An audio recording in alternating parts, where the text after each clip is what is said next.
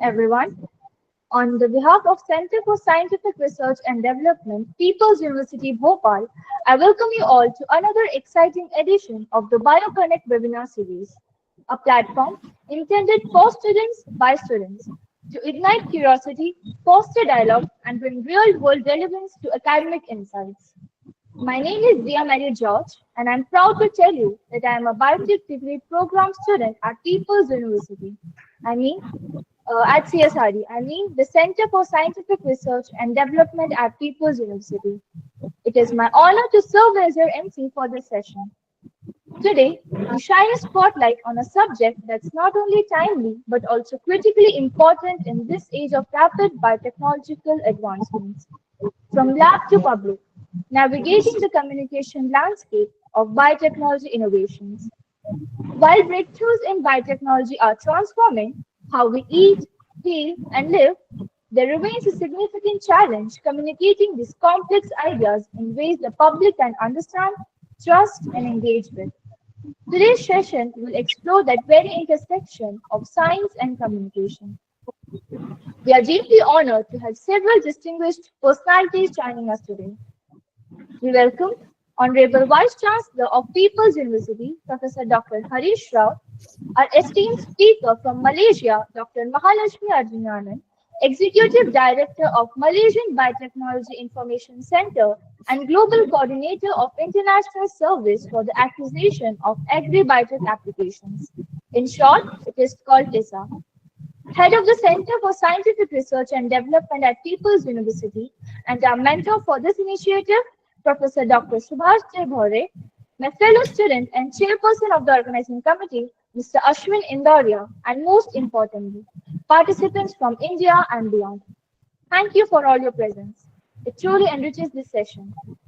To formally begin today's webinar, I invite the Honorable Vice Chancellor of People's University, Professor Dr. Harish Rao, to deliver opening remarks. Sir, over to you.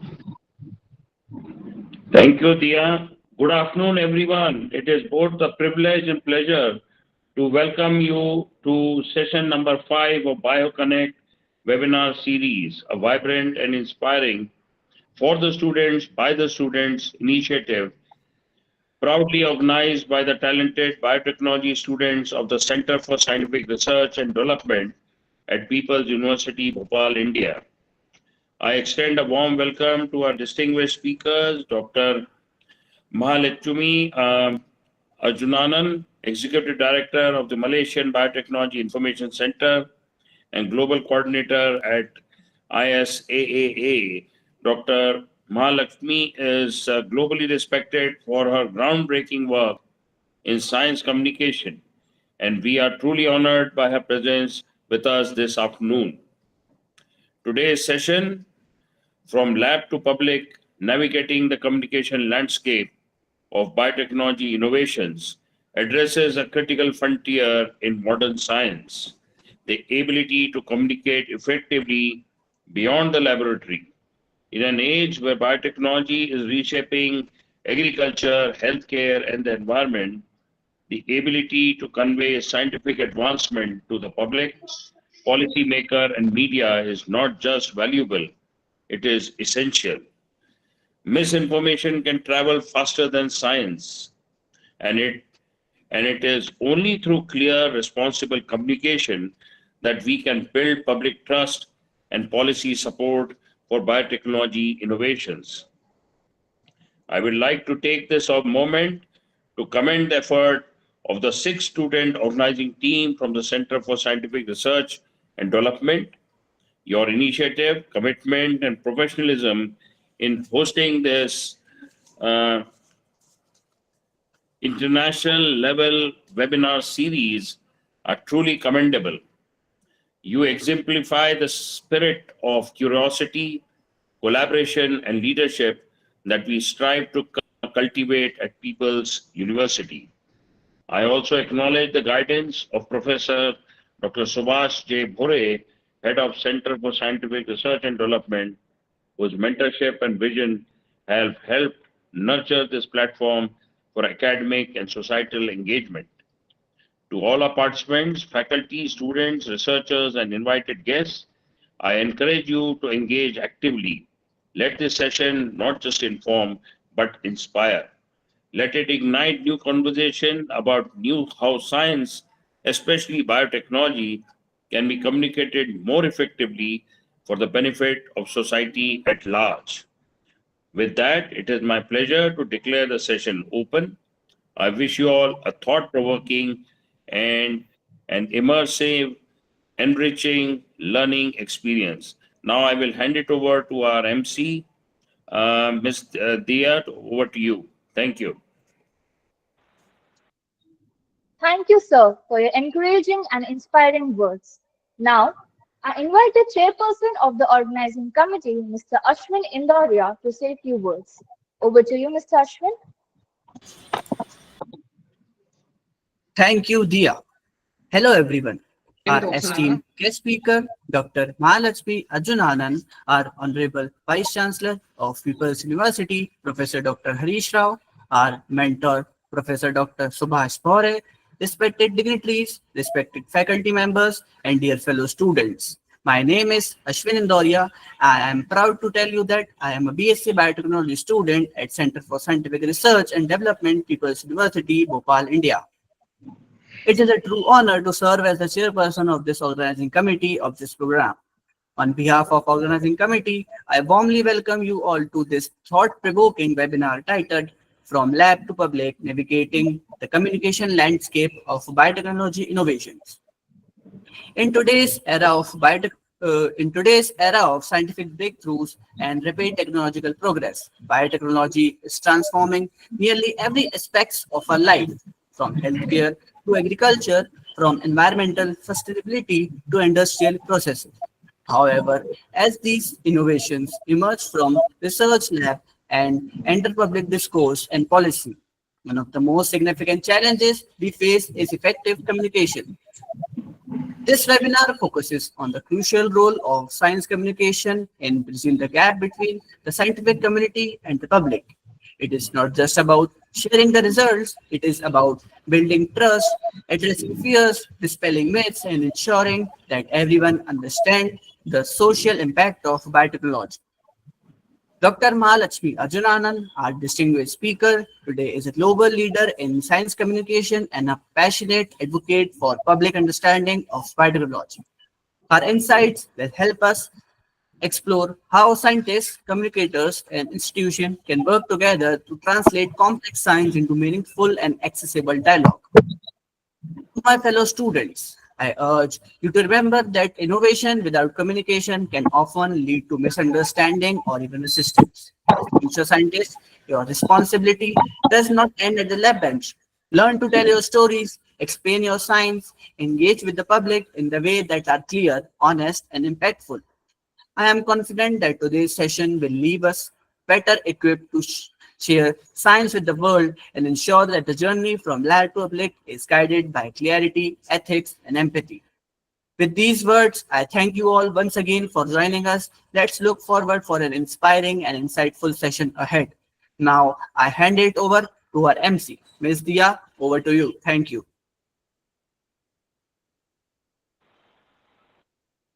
Thank you very much, Mr. Ashwin, for your welcoming remarks. Fellow students and esteemed participants, We are now ready to begin the core session of our webinar. Now, I hand over the session to our moderator, Ms. Pratiksha Bhattacharjee, to introduce the speaker and to moderate the session. Ms. Pratiksha, over to you. Thank you, Ms. Dia. Hello, everyone. A very warm welcome to all the participants joining us from across India and around the globe. I'm Pratiksha, and I'm proud to tell you that I'm a BSc Biotechnology student at CSRD, People's University, Bhopal. It is my privilege to serve as your moderator for today's insightful session organized under the BioConnect webinar series, an appreciable initiative of the Center for Scientific Research and Development, People's University, Bhopal. Today's session focuses on a topic of significant relevance in today's fast evolving scientific landscape, from lab to public, navigating the communication landscape of biotechnology innovations. Biotechnology is rapidly revolutionizing healthcare, agriculture, and environmental sustainability. However, the real impact of these innovations hinges on one critical factor: effective communication with policymakers, the media, and society at large. Bridging the gap between science and public is not just a challenge, it is an essential responsibility for scientists worldwide. To lead us through this crucial discussion, we are honored to have with us an eminent global leader in science communication, Dr. Mahaletchumy Arujanan. Dr. Mahaletchumy currently serves as the Executive Director of the Malaysian Biotechnology Information Center. She is also serving as the Global Coordinator for the International Service for Acquisition of Agri-biotech Applications, popularly known as ISAAA. She has earned global recognition for her pioneering efforts in bridging the gap between biotechnology innovations and public understanding. Her work has shaped science policy dialogues and promoted informed decision-making across diverse stakeholder groups. She is the founder and editor-in-chief of the Petri Dish, the first science newspaper in Malaysia, and the Asian short course on agri-biotechnology, biosafety regulation, and communication. Through her initiatives, Dr. Mahaletchumy has consistently emphasized the importance of transparent and accessible science communication in dispelling myths, addressing ethical concerns, and fostering trust in biotechnology. It is indeed a privilege to have her share her expertise with us today. With this brief introduction, it is my honor to invite Dr. Mahaletchumy Arujanan to deliver her talk on From Lab to Public, Navigating the Communication Landscape of Biotechnology Innovations. Dr. Mahaletchumy, over to you. Okay, thank you, Prayaksha, and the other organizing committees, MCT, Ashwin, right? Thank you so much. And also to Dr. Shubhas Bore for inviting me. So all of you, I think, are biotechnology graduates, undergraduates, or in related field. So why is communicating whatever you do, whether it's biotechnology, your research, or when you work, it's going to be so important for all of you. So that's what I'm going to talk to you about. So from the lab to the public, navigating communication landscape in biotechnology innovation. Now just imagine what happens from the lab to the public. We do excellent research in the lab. Okay, does all the research end up to the intended public? We work for farmers. Our research might be for farmers. Our research might be for pharmaceutical companies, and then it goes to patients and the public. Our research might be for food companies and many innovation, right? Does it all reach the public? And along the journey, so that the supply chain, there's so many gaps to be filled. For example, are researchers getting enough funding? Does the government understand what researchers are doing? So there are a lot of things that's happening along the supply chain or the value chain. So this is what a science communicator like me, I'm a full-time science communicator. This is what I do. I try to identify what are the gaps that prevents what we do in the lab to reach to the public, and how do we address these gaps. And these gaps, the first thing, if we want to address this gap, is by communicating to the relevant stakeholders. So that is what I do. And that's what I'm going to talk to you about. So science communication is often mistaken as scientific communication by a lot of scientists. Now, what is science communication? Science communication is when you talk about your science, your research, your complicated scientific things to non-technical audience. That means your audience are not the same as us. They don't have science background. They don't work in scientific fields. So they are non-technical audience. So they are lay people. Okay, so this is science communication. And why do we do it? To raise science literacy. We want them to understand science. We want them to appreciate science. We want them to accept the science. So we say, this is a term, what we say, social licensing. Usually the approvals come from regulatory agencies, but we want the public to approve the sciences. So science communication is for public understanding of science, for public awareness, public appreciation, and public acceptance. Are all this the same? They're not the same. So understanding is, I understand science. Or I'm aware these are happening. I'm aware genetic modification is all happening. But do I accept it? No, I don't accept it. Do I appreciate it? No, I don't appreciate it. So you see that they're very different things. So we want people to be aware. Yes, I know these are happening. Yes, now I understand how this is done. I understand how the risks are assessed, how the risks are managed. Then I start appreciating these technologies. Why are they important? What are the benefits they give us?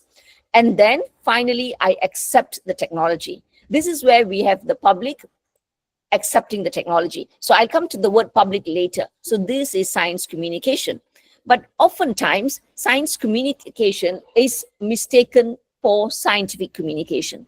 Scientific communication is when people like all of you, Dr. Subhash, for example, you go to a scientific conference, you talk to your peers. The others are also biochemists, microbiologists, biotechnologists, medical biotechnologists. So you speak to them. So both of you are the experts and you talk to each other. So he is happy with you, she is happy with you because you understand each other, and both of you think everyone is doing a great job. There's no resistance. But again, let me tell you, even among the scientific communication, community, there can be polarized views. Even genetic modification, some scientists can be against it, some scientists are for it. So even among scientists, there can be polarized view. But most of the time, speaking to experts is easier because they understand what we are saying. So that's scientific communication. Scientific communication is also the journals that you publish in Journal of Biochemistry, Journal of Microbiology, because the readers are going to be like you. They're going to understand. You don't have to simplify. Okay, so that's scientific communication. This is important because we want our research to grow. You do something, then someone else come and expand that. So the research will grow. Okay, that's important. Okay, what are the issues in commercializing biotechnology? Biotechnology, unlike many other scientific fields, it can have a lot of public fear because a lot of new things can be scary to the public. It is unknown to the public. It's new to the public. So biotechnology can be a bit scary, not only to the public, but also to policymakers, politicians, regulators. So they tend to be very strict with the biotechnology. So these are, the issues in commercializing biotechnology. So that's why I say here, risk-averse investors or donors. The donors who want to give money, they are very scared of the risk. And the risk can be two things. One is the risk of not making the profit. So like an accountant, will count every single cent. And if I put in $1, I must get back $5. So they don't want to lose money. So risk-averse investors and donors. And biotechnology is very high investment. You can't take a computer, sit there, create an app without all you need is just internet and you come out with an app. It's very easy. Not much investment. Biotechnology is not like that. You all know, look at your labs. It requires a lot of consumables, high-tech equipments, devices, all those things that we do, genome sequencing, it's all very expensive. So very high investment. And when you invest so much, by the time you get the profit, it could be 15 years from now. So that is why a lot of coercing, influencing, persuasion is needed for people to put in money in biotechnology, including the government. And it takes a long time. As I said, it takes 15 years for commercialization. No one wants to wait that long.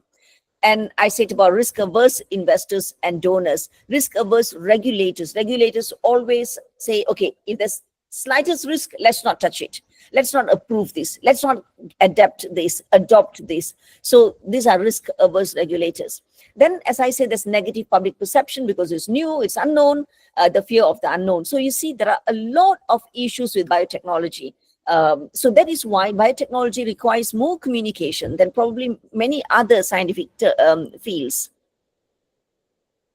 And what do you think is the most important enabler if we want to the country, the state, to adopt biotechnology? What do you think is the most important enabler? Not only a country. If you're doing such a great work and you want your university to put in more money into your work, what is the most important enabler that's needed for you to successfully get what you want? Whether it's an approval, a certificate, funding, most people to work for you.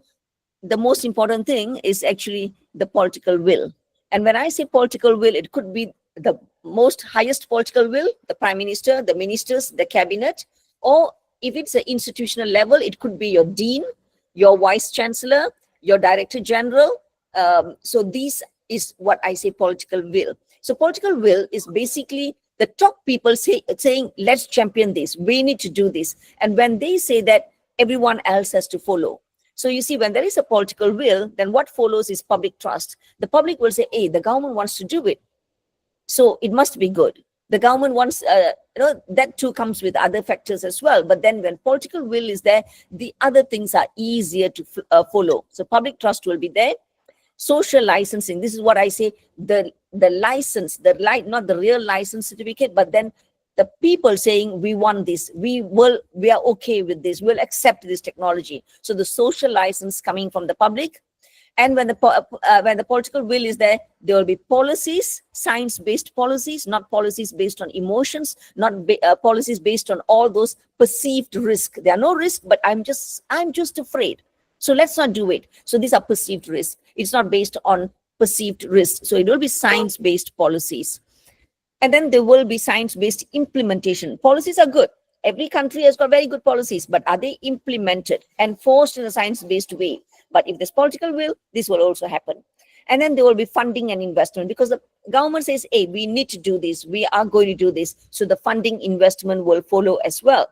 Infrastructure will be there. More labs, more centers, more equipments to be bought. So it will be there. And we will not fall or be vulnerable to resistant, we will be resistant to trade bullies. This is what happens in Africa, for example. All those colonizers, past colonizers will tell African countries, hey, if you do this, if you're doing genetic modification, we're not going to buy any of your products. So they tend to bully their former countries that they've colonized. But then if our own government is very strong, we will find a way to go through this. So you see, actually, for you, you might be thinking, does it all happen? It really happens. Okay, because I travel around the world. I talk to many government agencies, universities, including ministers, and we find out why is it not happening, especially genetic modification, gene editing, stem cell therapy, all these new technologies. It's a lot of things. It's not just science. Science may be very good, but then many other factors: trade, business, public acceptance, ethics, religion, culture. There's so many other things. So, a lot of time I tell students that when you are in the lab, you are so excited about science. You are just engrossed in your science. But when you come out, it's not just science that determines your success. It's all those politics and geopolitics. I mean, look at the geopolitical tension now, China and US, China and all the other countries, US and all the other countries. Nothing to do with technology. It is because of trade. So the decisions made outside the lab, it's not always based on science. It's based on so many other things. So this is where we need political will. Now, if we have political will, we can manage activism. People who say we don't need this, we don't want this, they protest new technologies, we can manage that. We can manage risk-averse policies that are so afraid to take risk. We can manage that. We can manage influence from bigger economies, like what I say, the trade bullies, all those huge countries. We can manage their influences if it is negative to our country. We can manage ideologies, whether it is ethics, culture, religion, or all our past history. we can manage those as well if there is a political will. And we can manage scientists who are quiet. They want to stay in the safe zone. They know the government is not probably doing the right thing, but they want to stay in the safe zone. So they don't want to speak up. So, if the government itself says, no, we're going like this is our direction, scientists will be they'll be braver to speak up. So this is what we need. And political agenda, there will be some political agenda, the opposition will be against it just because the government is doing it. Activists will support the opposition. So many things will happen. This might be, beyond what you think about science, but this is the real world.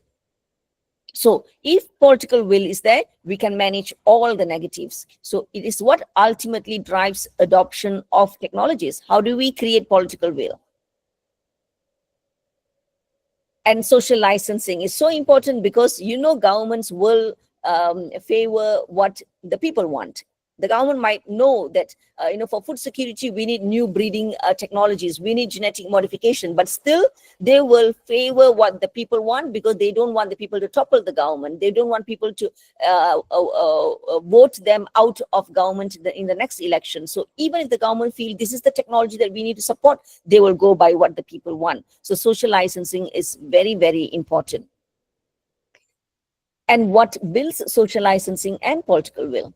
How do we build that? How do we make the government say, hey, look, this is very good. We're going to champion this for the next 5 years. And the people saying, hey, we want this. We want new varieties of crop. We want stem cell therapy. We want novel food, lab cultured meat. How do we create all the social licensing? It's definitely through communication. We need to communicate to various stakeholders, various audiences, and all the different people. So that is why communication is important. Now, not just that, a lot of times science communication is in Malaysia, for example, it's seen like we have to go and speak to the children, make them see science as it's fun, it's amazing, it's amusing. Now, that is at lower level. I don't do this so much, although I just finished a project with Tamil school students in Malaysia, but this is one area of science communication, making science look fun and getting children interested. That's important because worldwide, if we see now, younger students do not want to pursue STEM, science, technology, engineering, mathematics. There's decline interest in these areas. And if this continues, 20 years from now, 30 years from now, we are going to be lacking in all the STEM professionals. It could be engineers, pharmacists, biotechnologists, chemists, mathematicians, physicists. So we're going to lack all these people, but we need them. So this is important. But what is more important is why do we need to communicate science? We need, as I said, we need policies, strong science-based policies, not policies that will just make politicians popular. But then what will push the country to developed status? What will push country to be food secured? What will push countries to mitigate climate change, to be sustainable, environmentally sustainable? So we need policies that do all these things, where it will give more employment to young people like you. So this is what we need. So to influence policies. Now, then science makes money. If we look at all the countries that have developed, they are all very strong in science, technology, and innovation. So science actually makes money. And for science to make money, we need startups. We need spin-offs from universities, from research institutes. We need those spin-up startups to then become small, medium scale enterprises. Then they become public listed. Then they become multinational companies. That's how any companies evolve, right? So for that to happen, we need policies, we need funding. So you see, for science to make money, and that's when we have employment, we have the country's GDP growing through science, and the country become developed. And we need public participation. Who determines all those policies? It should not just be the scientists. It should, policymakers, politicians. The public should have a say as well. But the public can only provide valuable input and science-based input if they themselves are science literate. So we don't want science. If not, the public will say, hey, we don't want stem cell. We don't want novel food. We don't want embryo embryo research. So we don't want that. We want public to be science literate so they can weigh the risk and benefit and tell the government which priority to go, which priority to take. And my favorite is also, how can we have science as our culture? I don't know India, but then in Malaysia, the culture is always, let's eat out, let's go shopping, football. Football is not bad, but then shopping, eating out all the time. So that has been a culture. Can we have science as culture? Can we, as a family, sit at home at the dinner table, talk about science, discuss science matters? Can we go for science status? Can more science status musicals be established by the government, but private sector? Can we have more science centers where it becomes lifestyle, it becomes hobby and passion for families? So we need that to be a culture. So that's important. And we need more entrepreneurs, like all of you young people. Are you all going to be looking for jobs all the time? How about you becoming business people, entrepreneurs, bio-entrepreneurs, and then you create more jobs for others? So we need that as well. And for all these things to happen, we need to communicate to various stakeholders. So that is why it's important. Now, so who is going to do it? Is it going to be scientists? Well, then the scientists say, well, this is all very good. I see the benefits of communicating science, but why should it be me? I'm already teaching. I have to publish papers. I have to do research. I have to supervise students. I have to patent. I'm a consultant for many things, and I have so many other things to do. So why should I be doing this? I'm not trained to do this. I'm not paid to do this. So scientists often feel like it's all well and good, but what are the benefits for me? I'm doing it out of my time, from my core duties. I'm doing this out of my spare time. So what are the benefits to me? So scientists need to see, people like you should see that there are benefits that's coming to you when you communicate science. What is it? You can be doing excellent research, but what is the point when the regulations are so strict?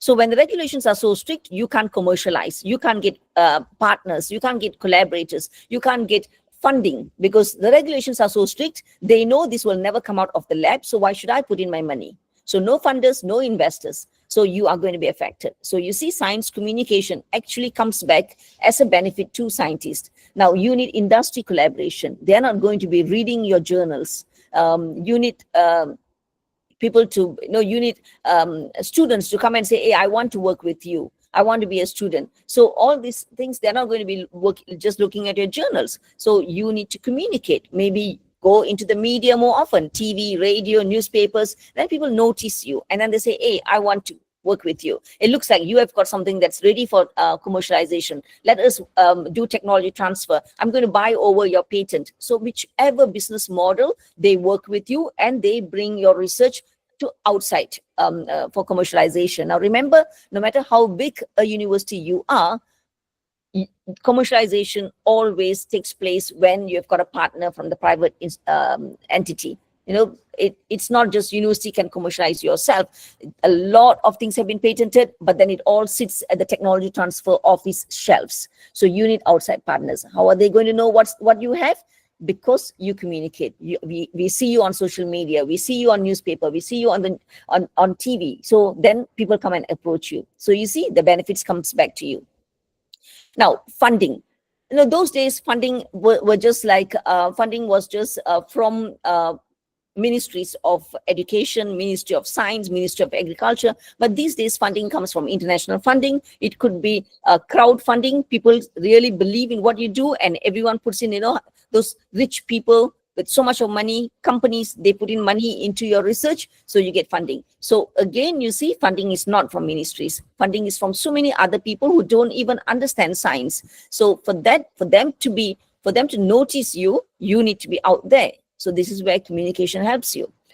Garner attention, as I said, you want to garner attention from students, so they come and become your students. Commercialization, political support. So the government sees, hey, this, I really see so much of benefit in this. So we need to support this. So let's create a new policy. Let's make the regulations industry friendly, while it also takes care of all the safety issues. So you see, to garner attention, institutional support, as I said, your dean, might not be in the same field as you. Your vice chancellor might not be the same field as you. Your director general might not be in the same field as you. So for him or her to see the importance of what you're doing, the impact that you're creating, you need to speak beyond your usual journal and conferences. Okay. And I also strongly believe scientists should be civic scientists. Now, you are working using public money. So you have an obligation to tell the public what you're doing.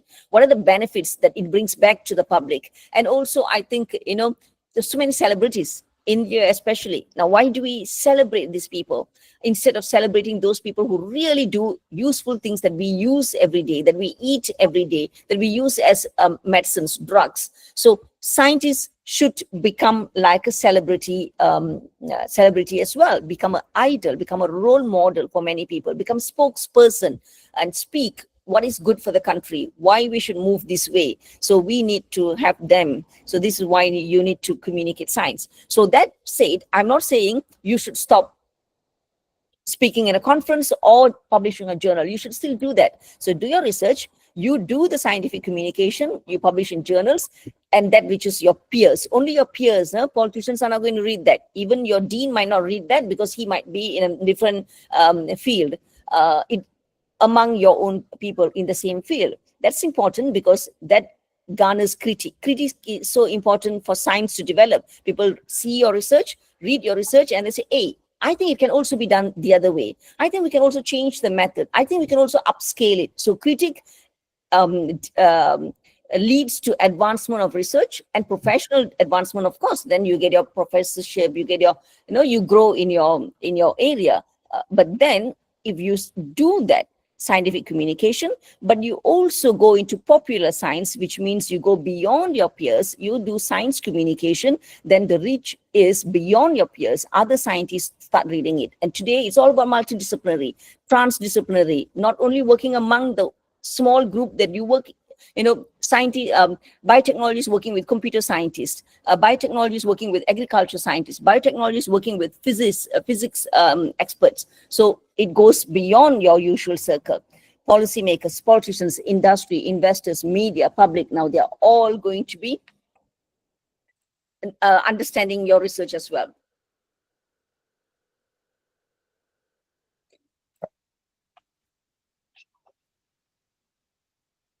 Okay, so this is what Sir Mark Walport.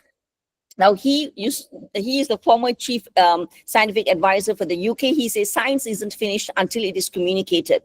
And to whom should you communicate? It should be communication should be to wider audience, and that's part of being a scientist. And how you communicate is absolutely vital. So it's not about just communicating to your peers, to a wider audience, and you cannot communicate to a wider audience using the same language, style, graphs, as you do in a journal or conference. Okay. So you see, science communication, there are many ways of doing it. Outward facing, meaning outreach. Outreach is to from expert to non-technical audience. So that is, you're talking to consumers, students, farmers, religious scholars, media, investors, policymakers, politicians, teachers, many, many other people. Okay. Inward facing, in reach is expert to expert. You are talking to policymakers. Now, policymakers could be experts because they are sitting in the ministry and they can be biotechnologists as well, trained in science as well. Regulators are all experts. They know science and they are regulating that particular field, and scientists. So that's inward. So we have to do both. So why communicate to regulators and scientists? Because if regulators and scientists don't understand science, then there's going to be lack of understanding of biosafety regulations. You see, a lot of time what we do in the university is we only study science. We don't study the regulations. We don't study policy. So a lot of scientists don't understand how this works in their field, how biosafety regulations, for example, works in their field. Excuse me.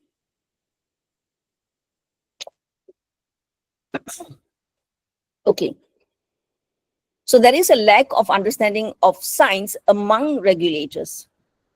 Although regulators are sometimes in the same field, but they still don't really understand the actual science in whatever they are regulating. So the regulations tend to be very stringent, and it it prevents scientists from commercializing. It makes it very difficult for technopreneurs as well, for industry as well, to move forward with new products. So that is why we need to communicate to regulators.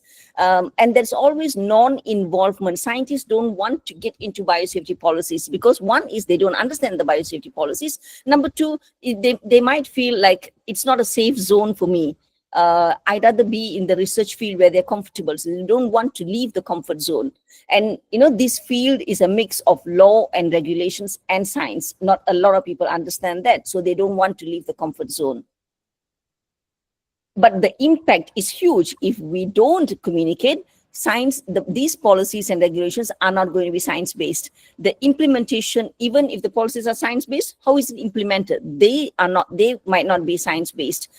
And there's, as I said, there's lack of confidence among scientists to be involved. So we need to, do capacity building, communicate to the scientists first. So we build their knowledge, we build their confidence. So that is also part of, capacity building is also part of communication.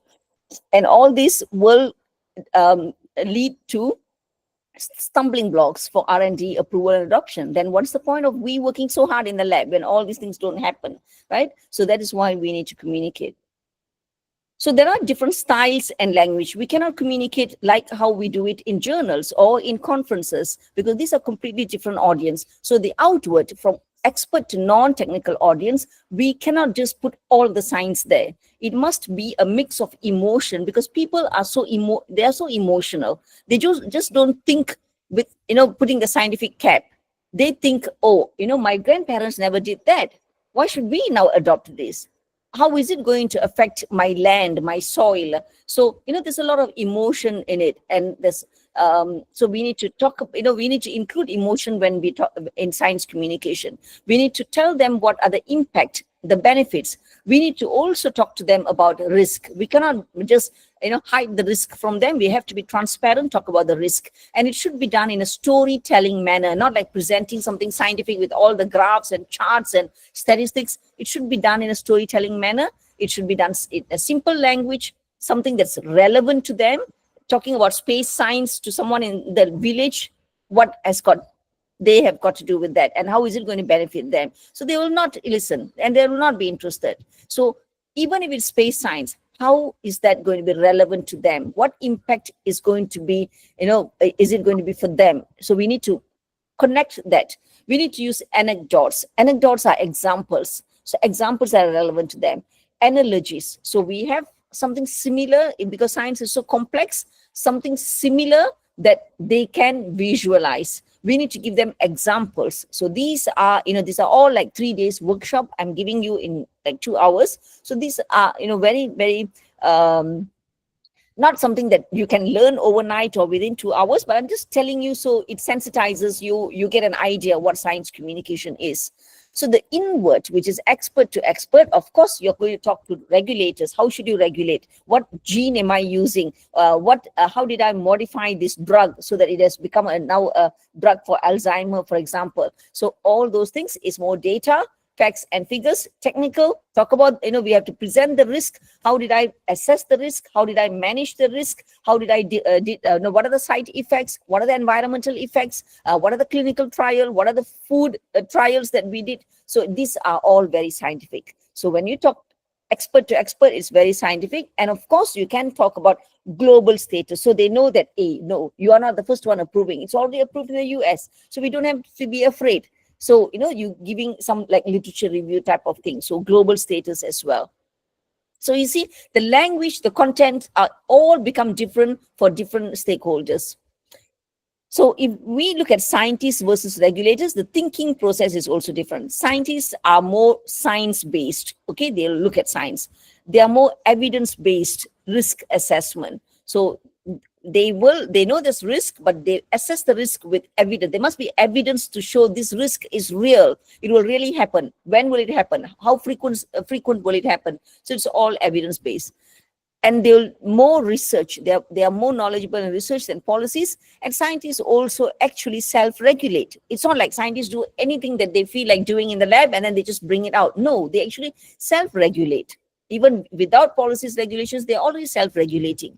Now, on the other hand, regulators are very risk averse. Although they might have some scientific knowledge, but still their job trains them to be risk averse.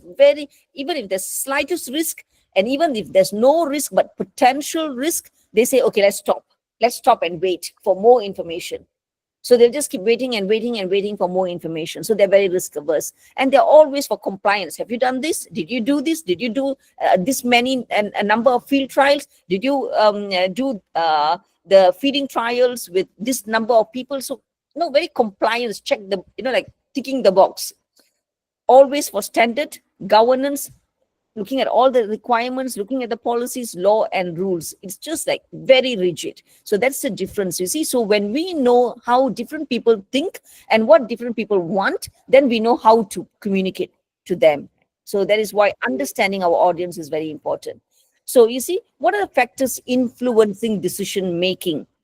As I said, political will. If political will is there, the government is so strong, they're really pushing it. And then there'll be more people rallying behind the government. So that will influence decision making. Public behavior, how public behave. Now that is all that also will influence decision making. If public say, hey, really, there's not enough food price is increasing. Why are you not bringing in new crops? Why are you not doing new breeding technology? So the government will say, hey, the public really wants it. Then we can do it. So public behavior. Activism is a real, it's really something that's so tough. All these environmental activists who just go out and protest new technologies. Even vaccine activism. People say, oh, we should not take vaccine. Vaccine is a scam. So activism is real problem that influences decision making, and it can actually influence policies as well. Trade. So, for example, Malaysia is very big in palm oil. So, and we don't want, and we know our importers like Japan and EU, they don't want genetically modified palm oil. So we are so careful that we don't want to tell people we do genetic modification, and we don't want to go big into it because we're so scared that our trade will be affected. If others know our palm oil, we have got some GM palm oil, GM oil palm, the others will say, hey, you have GM oil palm, then we don't want your oil anymore. So you see, it's not just science. As I said, trade can influence policies. Lack of scientific knowledge. So when the public or anyone, the policymakers, politicians lack scientific knowledge, it's all going to influence decision making. Lack of legal knowledge. So there's no legal knowledge, it's going to also affect policies. Indigenous traditional values. So for example, vanilla. Okay, how do you get vanilla? All the vanilla that we put in ice creams and all those things, it's actually collected by certain tribal people, indigenous people. So there are activism saying that if you do tissue culture vanilla or you do synthetic vanilla, these people are going to lose their job. So that's not good. So you should stop all these new technologies. So you see how many things influence research and what we do in the lab. So it's not just science. Ethics and religion. In Muslim majority country, now there usually debates that genetic modification, how if a gene from a forbidden animal is inserted into a crop, is it halal, is it haram? So you see ethics and religion come into play as well. Embryonic stem cell, the Catholic Church was very against embryonic stem cell. During President Bush time, he stopped federal funding for embryonic stem cell research. So you see how ethics and religion actually influence science. So for students like you, a lot of time you may be just thinking whatever we do in the lab is amazing and it can easily go out to the market. No, it doesn't. A lot of things, especially non-science things, influence whether our work goes out from the lab or not. And that is why science communication is very important. So the golden tips in persuasion, how do we persuade politicians, policymakers, regulators, the public, the activists, is, remember, we always think, okay, I'll bring all the science and they will, if I explain science and so much of science, in-depth science, they will understand and they'll accept it. No, people don't think using their scientific brain. People think with their emotional brain. So It is about trust. If they trust you, you don't need to show all your journals. But if they don't trust you, and no amount of journal can persuade them or influence them. So basically, it's a trust. Are you in the same circle as them? Do they trust you? Do they see you as part of them? So that is what is important. How do you build trust? That's a long process. Okay. Now, the other one is when you are communicating, it's not about people, it's not about the audience. No, people need to know whether you care or not. What do you care about? Whether you care about what are their concerns, care about what are their values. They value their soil so much. They value their culture so much. They value their livelihood so much. So they want to know, do you care about what I am concerned? Do you care about what I value so much? Before they care about who you are or what you know. It's not about, oh, I've got a PhD in this. I've got a PhD from Oxford. So, you just listen to me. It doesn't happen that way. They don't care about what you know, who you are. They want to know whether you care about what is what I value so much. So that means, what does it mean? You must show that I really care about your concerns, your fears. I care about that. So you must show that first. So remember, and that's why you see now, do you see the science takes actually a back seat? Your care, your trust, your concern comes to the front before you bring the science into the conversation. So tell people what they want to know. A lot of scientists, what they do is when they go and communicate to whether it's regulators or policymakers, it's like, hey, I think they should know all these things. So I'll bring all these things because they should know this. It's not about what we think they should know. It's about what they want to know. So here again, you see, you must understand your audience. Who are they? What do they want to know? So you bring that, not you assuming what they want to know. So start your communication. So to address all these things, start your communication with their concerns, not your science. They already have concerns behind their mind. They always say, hey, is this real? Are these people really genuine? Or do they just want to push the technology to us? Do they just want to push their product to us? So start with their concerns. How do they see risk?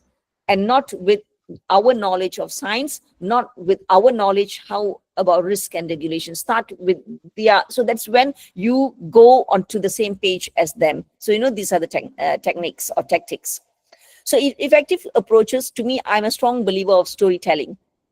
You must tell your science in a way that you tell stories. No fiction there. It's all data. It's all accurate, but in a way that you tell story. It's not about how you go on a podium and present your facts and figures and all your charts and statistics and all those things. No, it should come out like a storytelling.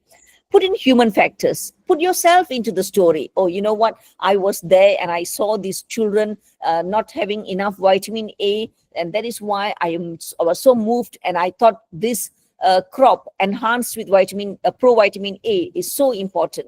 So you see, you're putting yourself there. You're putting human factor. They can now visualize. Make it relevant and appealing. Give them a relevant, appealing benefits. Benefits is relevant to them, not relevant to someone, who are astronaut who goes to this. They're not going to go to the space. So something that's relevant to them, they say, hey, yeah, I know. My mother had Alzheimer. So I know why this research is so important. So you see, it's something relevant to them.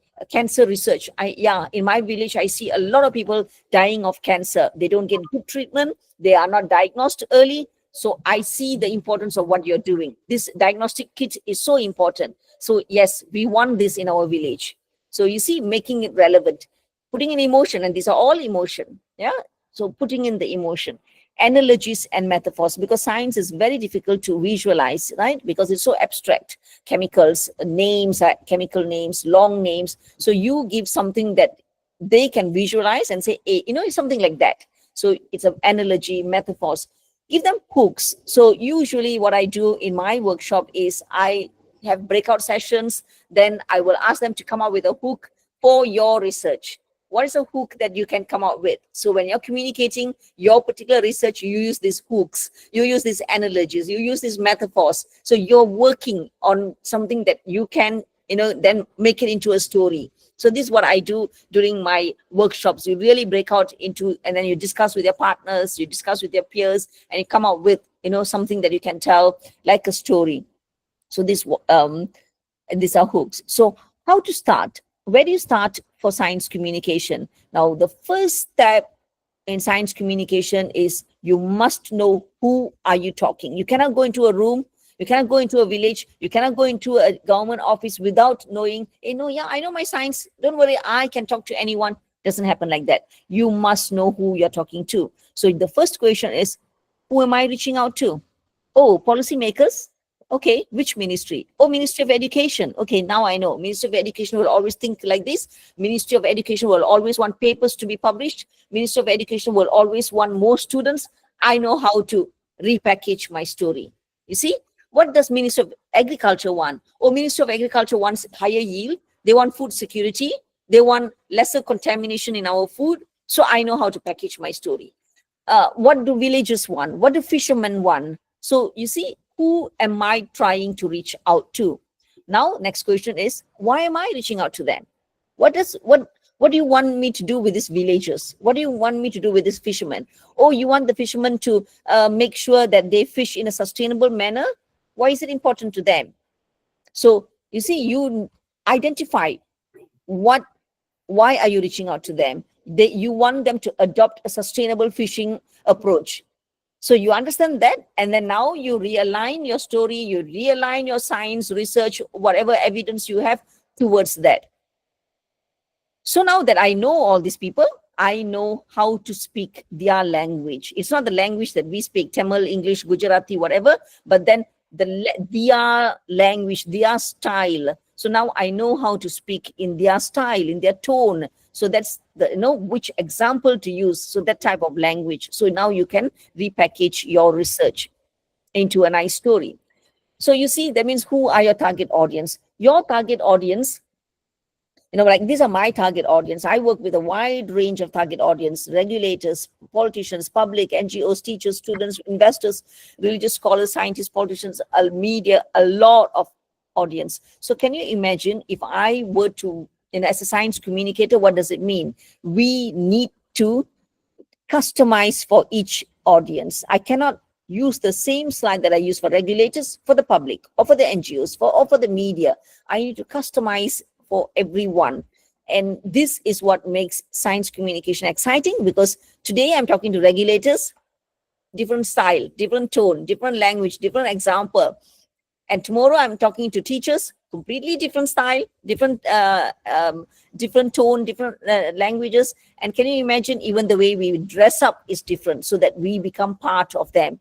When I go to the ministry, I cannot dress up in in just t-shirt and jeans or whatever. I must really dress up well, in a formal way. When I go to village, I don't want to be wearing my jacket, my coat, my suit, and go to a village, talk to farmers, right? I must dress up like them. So you see, this is what makes science communication very, very exciting, because every day we play a different role. But the story is the same. Only thing is repackaged in a different way. But you see, even the public, it does not mean the public, all the public are the same. No. You can further divide each audience into subcategories. The public can be someone who's attentive. Oh, you do science? Or you do work on a new variety of fish? Okay, I can listen. Yeah, attentive. Some are, why are you changing the fish? Why are you breeding new fish? Concerned. Some can be disinterested. Oh, I don't understand science. I don't think you all are doing a great job. I've never believed in science. I never believed in scientists. Disinterested. And then there can be someone who's really interested. Oh, I really love science. I really think you all should be doing more work, because we need more new things, because, the world is changing. Climate change is coming. Interested people. Or anti and critics. I completely don't like science. I'm against, I'll protest whatever you do. So you see, these are, concerned is actually just not so bad. It's just like, I'm not sure what you do. I'm quite concerned. But anti-critics is like, they'll come down and protest. So you see, even public, not one group. You have subcategories. It can be even more categories. So can you imagine regulators? Can you imagine farmers? Some want to adopt the technology. Some don't want to adopt technology. Some want to go organic. Some want to go modern. So every category has got subcategories. So now can you imagine how much of work to do to communicate to different people, but that's challenging, but that challenge is really exciting. So if you work with policymakers, so that's why I said just take one one type of public, okay? So you must understand what's their concern, what are their interests, what are the messages that's suitable for them, what is the hook, how can I start so that the policymaker will be with me throughout the 30 minutes of me talking. So what's the hook first? What is in it for them? What is their interest that he or she wants to listen to me? What's the style, format, language for this person? How do I gain their trust? What are the tools? Shall I give her or him my Facebook link? Should I give him or her my journal that I just got published? Should I give, what is it? So, what is the tool? And who is the messenger? Who is the communicator? Should I be the one who's talking to the policymaker, or should I bring a group of farmer, a fisherman leader who is going to say, you know what, we are not getting any fish these days. It's very difficult. So what do we do? So I bring a messenger to make it even more empathetic, to make it more relevant. It doesn't have to be me all the time. After he speaks, the fisherman's leader speaks, then I can say, look, these are the problems in this village. How do we increase the fish? Why is the fish are not there? Because of the development there. So we need to look at sustainable whatever, and I'm doing research on this, and I've got new approaches, whatever. So you see how you build it into a story. So that's how you communicate. And now just this policymaker itself has got so much of work to do. Now, if you work for many stakeholders, you can imagine how much work to do, because you have to really repackage for each and every one of them. And how do you communicate? A lot of time we scientists are trained to communicate, oh, let me tell you what I do. And then I tell you how, the materials and method, this is how I do. Finally, we tell them why we do that. So that is a very boring way to tell, and people will not have the patience to listen to until you go to why, because why is the most important thing. Now, people are not interested how you do it, what equipment you used, where you do it. People want to know, why are you doing it?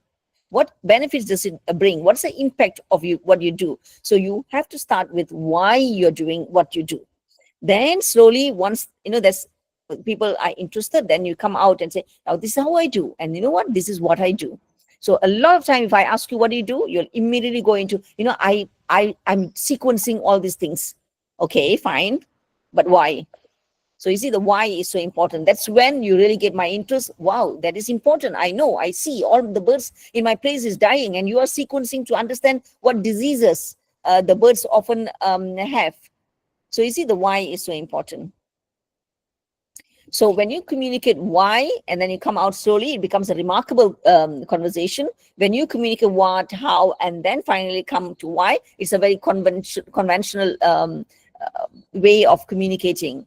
A bit boring. So it's outside in. So it should be inside out. Why, and then come out. So it makes it relevant to your audience. Immediately people see, hey, yeah, I know. This has been a big problem, right, in our country.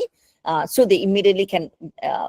you immediately catch their attention. It creates the empathy. Hey, you're doing a great job, because I can see what the problem is. Most of our school children are not doing well because they're malnourished. So are you saying your chocolate bar will help this problem? So it becomes immediately, it creates empathy, showing you're doing something really important. And audience wants to know more. And when they want to know more, then you talk about the how and what and things like that. Okay, so don't talk about your research like how you present in a scientific conference. Change your research into a story. Never make your presentation scripted. Then it doesn't become natural. Then people will start questioning, does he or she really know what she's doing? Is she really interested or genuine? Because it's like you have memorized everything. Always start with the impact and tell it. The way you practice is tell your research like you're telling a friend. Then it becomes, as the more you practice this, the more natural you'll become. Okay, now let's go to some of the mistakes that scientists often make in communication. So the first mistake is like what George Bernard Shaw says: the single biggest mistake in communication is we often have this illusion that, oh, it is communicated, people should know. Oh, come on, vaccine. People should know vaccines. It has been there for so long. Now it's COVID. Why are people, no, they all should know taking vaccine is important and it can bring down COVID cases. But that was not the case. Even when vaccine was already there for so many other diseases, when COVID came, people were still against COVID vaccine. So it's not like, oh, people should know communication was already there. It has already been done. No. So this sometimes gives us the illusion that I don't have to communicate, because I think people should know. No, a lot of things, even simple things, people don't understand. So we still need to communicate. Now, a lot of time, what scientists do, very common mistake, is too much of information. Okay, because we're so excited. We have so much of information, data that we want to share with our audience. So we tend to give them everything. I mean, you might have seen on TV programs, radio interviews, when scientists go, they're so excited, they give so much of information. But remember, that can be overwhelming, because I am not trained as a scientist. I'm not trained in science. I didn't even do science when I was in school, only up to a certain level. Then I went into arts, for example. So what happens is they will shut off. I mean, that what happens to you, right? In the classroom, in a lecture. I hope not. I hope no one is shut off now. But that's what happens when you're not interested. When you don't understand, you shut off. So then whatever the communicator says doesn't go through. The scientists say doesn't go through. And too much of information will also confuse the audience, because they can't comprehend, right? So they can't brain it. So what is important to them? Always remember, science communication, we communicate to others not to make them another PhD, not to make them another scientist like us. We want to give them enough information for them to make informed decisions. So the decisions are not based on emotion, but based on science. So just give them what is enough.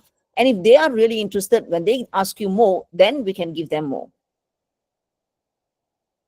Not giving the bigger picture. Now, this happens to all scientists, most of the scientists. When we ask scientists, what do you do? Oh, I work on the BRCA gene, and I work on the self-regulating gene of BRCA. Okay, I don't understand. What is it? So they, because research is like something that is a small area, and we go in depth into that area. So when we ask what do you do, the scientists tend to go into that small area that they work. But what is the bigger picture? So what the scientists should do is give the bigger picture. Oh, cancer, and there are genes that can help cancer cells to die, and we call that apoptosis. So once the cancer, these cells become cancerous, they can actually commit suicide, and this is called what we call apoptosis. But now the question is, why can a cancer develop if all these cancer cells die when they know they are cancerous? How come some cancer cells can evade this system and become cancer, and the cancer spreads? So that is what I'm studying. What gene is not working there that these cells don't commit suicide when they become cancers? So that is what I'm doing. So you see, you're giving a bigger picture, and then you zoom into that. So that is what it is. So you see, cancer research is such a big, complicated thing. There's no one factor. A lot of things happen. But then you work on a small little thing there. And when you just talk about that, people don't understand. So give the bigger picture and then zoom into what you are doing. So people will get excited and they see the bigger picture. Now, another thing is science communicators like us, we will always tell scientists, you know what? Don't make it simple. Make it simple. Don't give too much of information, right? But then some scientists, what they do is they take that to an extreme end, and they trivialize science. So it becomes very trivial. There's no science in there. It becomes like too simple. When there's no science in there, then there's no fun as well. Because remember, no matter who, science is like a magic. It excites people. Okay, so we must still have science. Don't dumb it down completely. Then there is no science, there's no fun. And when there's no science also, there is no trust. Oh, how can I trust you when have you really done all these things? So there must be science. Don't trivialize science until there's no science and it's like so simple that you don't know whether it's true or not. So, there must be a balance. So, what we always say, keep it short and simple, but not too simple that there's no science in it. Okay, this is also something that science communicators will tell you. No jargons. Don't use jargons because it's too overwhelming. People don't understand. It is complicated. It can be confusing. Now, I will say use jargons, but not all the 10, 15 jargons that you use in your research. Now, choose one or two jargons or three jargons that you cannot escape. If you are doing gene sequencing, you cannot escape from gene sequencing, that word, right? So choose one or two jargons that's really your signature thing that you do in your research. And then explain that, define that, repeat the same jargon so that you're reinforcing this new term into your audience. And you give examples. What is gene sequencing? You give metaphors. You give analogies. You know, gene sequencing. It's something like this. You take a paragraph and then you write down all those alphabets. So that's what we do. Gene sequencing. So you know, something like that. You give an analogy so people can understand. People can visualize. But you know why I'm saying use jargon? Because we want to create science literate people. And people are generally excited about science if we make it very exciting. People want to flaunt all these new terms as well. When you go to a doctor, you want to show the doctor, hey, I do know something about this. So you want to flaunt new terms. So let them flaunt it, but with proper understanding. Now, one example I can give you is DNA. You know, for many, many years, for many long time, DNA has become a normal word. Oh, it is in your DNA, you know. This Pani Puri is in Indian DNA. You all like Pani Puri. So that's in your DNA. So what does that mean? It means it is within us. So it has become a normal term. But when did mRNA become a normal term? During COVID. During COVID, we all said, hey, you know what? What's your vaccine? Oh, my vaccine is mRNA vaccine. Oh, you got mRNA vaccine. Okay. So it became a new term. So you see, when we introduce jargons, not all at once, one by one, people are educated. They become more educated. They become more scientific. They become more science literate. So we want to introduce one or two jargons here and there. So people become more science literate. So, you know, I, as a science communicator, I believe science is not just something that's, you know, for elites. Only us, we are trained in science, so we speak science and we are like a, you know, like a club. No, science has to be democratized. So this is one way of democratizing science. So there's no one size fits all. I've been saying this, drumming this again and again. You cannot take the same same paper and then you present it somewhere else. It has to be customized, right? So there's no one size fits all in science communication. Now, how much of how is all our materials method? We are very big in materials method, right, as scientists, but then people don't want to know how. They want to know why. So go into the why more, as I always told you. You know, if you are in my real class, my actual physical class, I'll give you a lot of examples. Now I can't even see you. I'm just looking at my slide. So it's difficult for me to give a lot of examples and look at your expression. So, you know, how is something that you keep when they are more interested. You know, one example, okay, maybe I should, to make my lecture exciting as well. One example I can tell you is, just say if I come and boast to you now that I say, you know what, my chocolate cake is the best in town. You wouldn't have eaten anything like my chocolate cake. Nowhere in India you would have eaten that. Mine is the best. So what comes to your mind first? Usually when I ask this question in my class, they say, why do you say that? Can I taste it? Are you sure? So that's what comes to your mind first.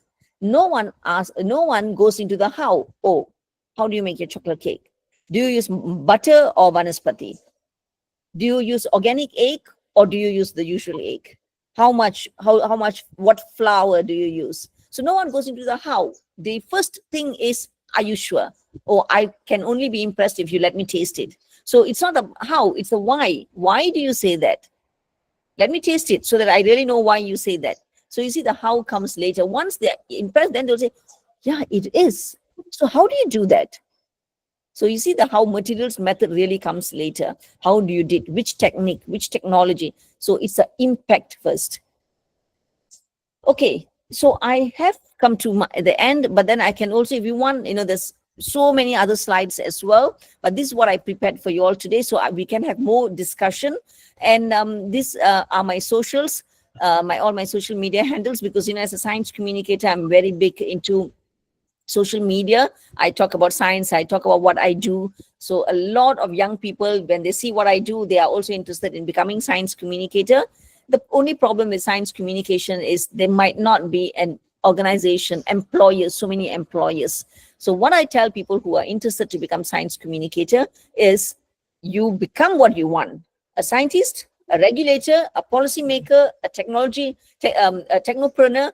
Be whatever you want, but you can also keep communicating science. So it can be a passion, and it's going to, as I told you, it's going to come back and give you the benefits, because you're creating visibility and branding for yourself. So that is what I have. We have Subash.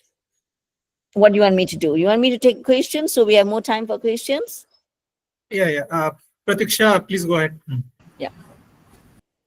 Oh, yeah. Our moderator. Thank you so much, Dr. Mahaletchumy, for that compelling and thought-provoking presentation. You have highlighted the critical role of communication in biotechnology and provided actionable strategies to strengthen the link between scientific innovation and public trust. We will now proceed to the interactive Q&A session, and due to time constraints, I need to shorten the questions, and these questions would be the final questions. So my first question to you is, what are the key challenges in effectively communicating biotechnology innovations to non-scientific audiences, and how can we overcome them? Simplifying them is the key challenges. So scientists often find it very difficult to simplify, because we all work in like how many years we've been working in really scientific terms, using scientific terms. So simplifying is what they find it very difficult. But then the other thing is not just simplifying. It can be simplified. Then after that, it's still people are not interested. So as I said, for scientists, I feel it's very difficult for them to come out from their usual circle and use emotion, use storytelling. So that's what I find is so difficult for scientists. And the other thing is, a lot of things are against us. You see, for us, we go by evidence. We say something when there is strong evidence. Oh, this vaccine is good. There's no side effects. The side effects that can be managed. So genetically modified crops, it is safe because this. So we only say that when there is when we really have the evidence. But for those who are against all these technologies, they will just come up with anything, blindly say, oh, it's a scorpion gene. I have seen an Indian video where it says, this GM crop is actually a scorpion gene. There's nothing like that in the whole world. So when she says that, there are a lot of people rallying behind her and saying, oh, then we should stop. Why is the Indian government doing this? But where is the proof? So they say all these things without proof. And what is then the burden of proving that it comes to us, that we have to prove there's no scorpion gene. So can you imagine how difficult it is? There's no such thing, and I have to prove to you there's no such thing. So people will just say all kind of things, pluck all kind of things from the sky and say, hey, this is not good, this is not good. But then, so that is the big challenge. So there are actually multiple challenges. And people who go against science, there are many people. One is they are genuinely ignorant, and they feel, oh, this might be harmful. And then there are people who, policymakers, for example, when they are in Ministry of Science, they fully support this. When the next year they are transferred to Ministry of Environment, they become like, hey, no, we better be careful. It might become an environmental issue. So they take their position based on their job, not like, it is right means it's right, no matter where you sit. And then there are also activists who are paid to go against all these things. So you see, these are the things that science communicators, scientists face all the time. So it can be very disheartening. Yeah. Dr. Mahaletchumy, nowadays, as you just said, most people are using social media platforms. Hence, my next question is, what role does social media plays in shaping public perception of biotechnology, and how can we use it responsibly and effectively? Yeah. Okay. So yes, nowadays people go to doctors after Googling things, after diagnosing themselves, prognosis is done by themselves. Then they go and tell doctors, no, I know what I want. You give me this medicine, you give me antibiotic, you put me into this test. They tell doctors. So that's why we say we are living in an age where it's post trust. I don't trust experts. Post expert, I don't want experts to dictate. So it's so much of misinformation, disinformation. So this is a problem. And then social media on top of it, people go to social media. They don't go to real credible website. When they see something in social media, oh, this is happening, let me forward to all my family, friends, and relatives. So this is enhanced. The infodemic is enhanced. So what can we do when there's so much of negative things about science, false misinformation about science, fake and pseudoscience on social media? What can we do? We need to bring that down. We cannot bring that down just by doing. So what we do is we increase the positive news in social media. How do we do that? We post science things on social media. So that is why I went into social media. I wanted more science things on social media. I want to show that what I do. And another thing is, remember I said trust is so important. How do you build the trust? When people see what you do, then finally they will realize this person is genuine. This person is doing it for the country. This person is doing it for nation building. So you build trust. And then when you tell them something without all the science to back, they will listen to you. So social media, you see how powerful? One is so much of negative news, and we go in and we put in our content. So when people search, our content comes up. If not, it's all going to be negative. Number two, social media gives you a platform to build the trust and the connection and to show people, look, I'm part of you. I'm not sitting in an ivory tower far away from you. I'm also like you. I'm also a mother. I'm also a wife. I also have a family. I also, like you, cook at home. So I'm also, very concerned about safety and things like that. So you're showing them you're part of them.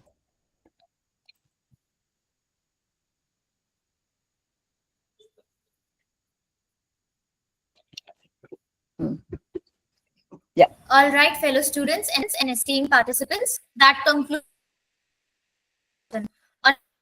organizing team. I would like to extend our deepest gratitude to Dr. Mahaletchumy Arujanan for sharing a profound insights and expertise with us today.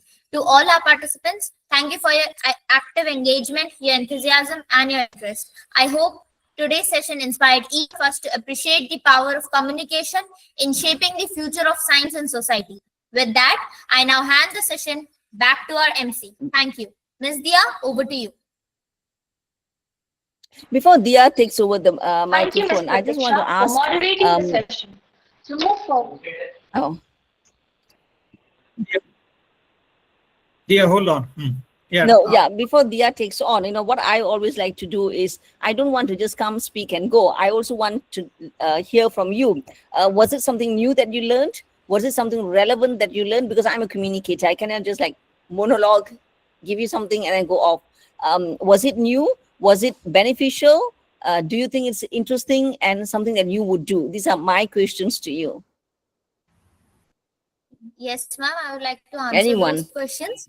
It was really helpful, and it was really a new discussion for all of us, as we are also engaged in the same field, and we are interested for continuing this field in the future also. So it was one of the career options you have opened for us in this, and it was a very enriching and knowledge gaining discussion for us. Okay, that's nice to know. Thank you. Dia, go ahead.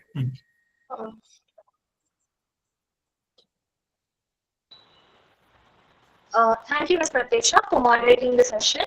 To move forward, I now invite Someone has Mr. raised. Prashanta Someone has Chowdhury raised. to the Someone has raised his hand. Dr. Ashik, is it? Yeah.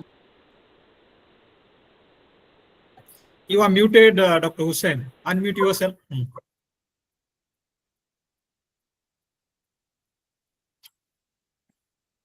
Dr. Hussain, unmute yourself.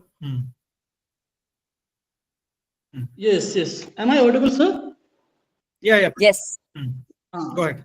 Ma'am, actually, I am Dr. Hussain. I am assistant professor in CSRD. I have some question, ma'am, regarding innovations of biotechnology. Ma'am, you just give the guide to the students to tell what is the future in biotechnology. What will be the best for the students? Is it will be best in a medical biotechnology or agriculture biotechnology? Ma'am, please give a short review on it. Okay, well, that's like a golden question. There's no one answer to it, and I'm sure you know it as well. But I'm always impressed with what's happening in India.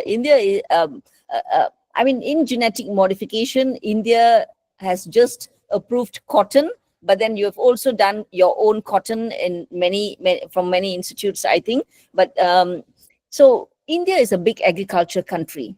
And I feel there's a lot of opportunities in India, not just, it doesn't have to be genetic modification or gene editing. It can be any other breeding technology. It could be livestock, poultry, many other things. So I think, I feel all, we usually look at biotechnology in three areas. One is agriculture, the other one is medical, and the other one is industrial biotechnology.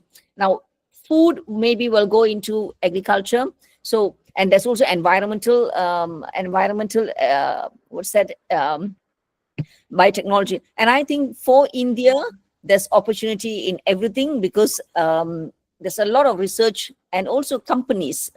And another thing is, if I don't know, the incubator system in India, does it encourage young people like all of you, if you have an idea from your research, your final year research, your master's program, a PhD program, if you can, take it out and then start a small spin-off company, and then from there a startup and all those things. If there is an incubator system, then I think becoming a technopreneur will also be very good. How do you bring it out to the market? But I really feel, even in Malaysia, it's not easy. Biotechnology, to be very honest, I don't want to also paint a rosy picture that, you do and then it all goes to the market. I've already explained in my talk that what are the challenges we face. But then if you can find the right people to mentor you, the right institute, you go and knock the right institute's door, and you also communicate, you become like a sort of an influencer, like what I said, like a celebrity scientist. And I think there can be a lot of work you can do. Biofertilizer, doesn't have to be very high end, it can be biofertilizers, effective microbes, aquaculture. In this big population creates a big market for you. And that said, like for us in Malaysia, we are a small market, we're a much smaller country. So I also tell students here that don't look just at Malaysia, look beyond Malaysia. Go to the other countries which has got very good biotechnology, or take your idea to another country, your technopreneur idea to another country. Get investors from the US, from any other part of the world. I mean, US with Trump now, it's really becoming difficult, but it's not going to stay that way for the next 8 years or what. So, it is not something that's easily done, can be done in over the year. But I feel if you are very resourceful, you create your niche. I think all these areas, from agriculture, industrial, medical, to environment and food technologies, biotechnology has got solutions for all these things. So, it is basically a sunrise industry, meaning it's never going to be sunset, it's sunrise. The only problem in biotechnology is the regulation and the investment that we need to put in. And for that's why I say science communication is important. So I wouldn't pick one. Medical biotechnology, not just drugs, but then stem cell, cancer therapies, so a lot of things.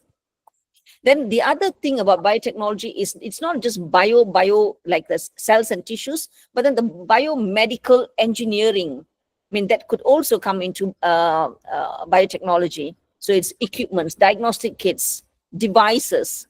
So there's a lot of opportunities actually, but of course you have to persevere in whatever you do. I mean, sorry, Dr. Hussain, right? If I'm not like being specific, but then I think there's no one specific answer to this. Thank you so much, ma'am. It was a great and wonderful session, ma'am. Thank you so much. Thank you. Yeah. Dia, please go ahead.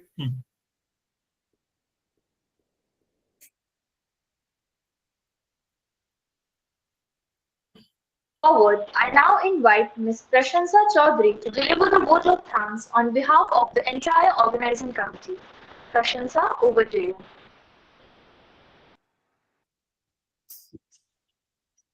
Thank you, Ms. Dia. Good evening, everyone. It's indeed an honor and a privilege to deliver the vote of thanks on behalf of the organizing team and the Center for Scientific Research and Development, People's University.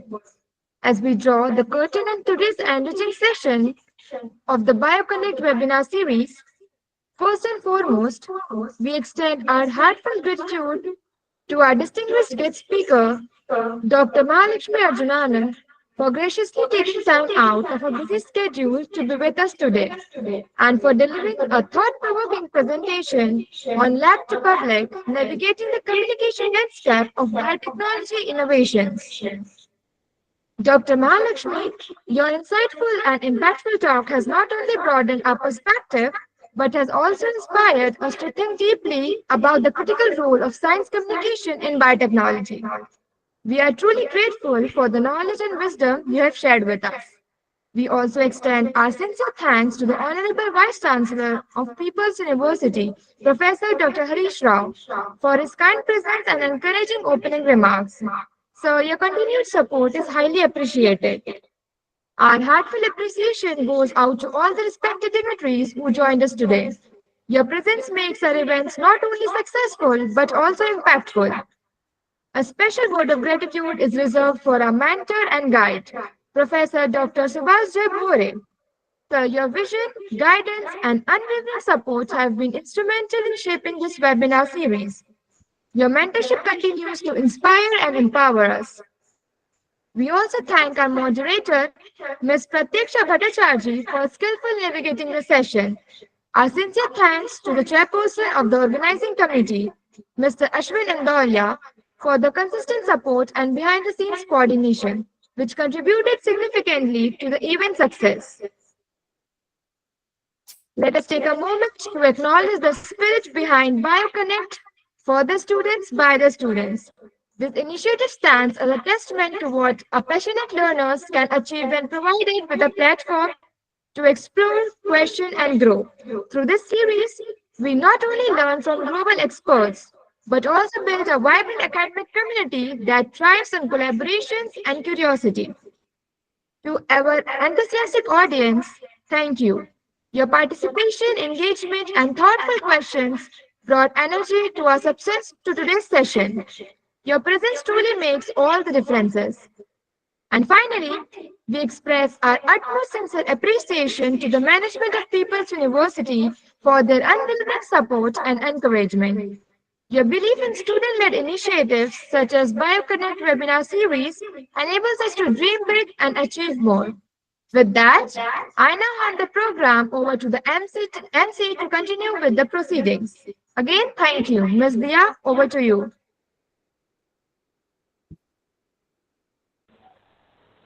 Thank you, Ms. Prashansa, for expressing our sincere gratitude to all respected guests, our expert speakers, and every participant. Fellow students and esteemed participants, before we conclude, we request all of you to please take a moment to fill out the feedback form. The link is posted in the chat box. Your feedback is important to us to enhance the quality and relevance of our future webinars. Please note that the certificate will be sent to those who provide feedback.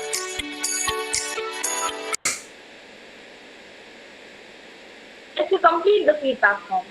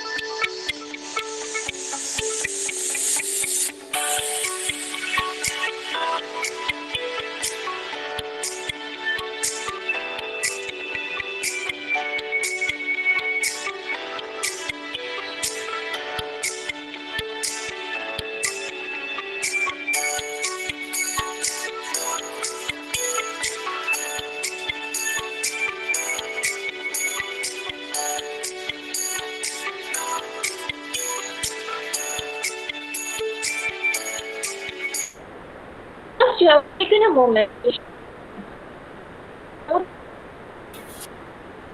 you at the email address you provided in the feedback tab. And with that, we come to the end of another insightful session in the Biotech webinar series. Once again, thank you. We look forward to hosting you for the next episode of the BioConnect webinar series. I'm Dia Melissa.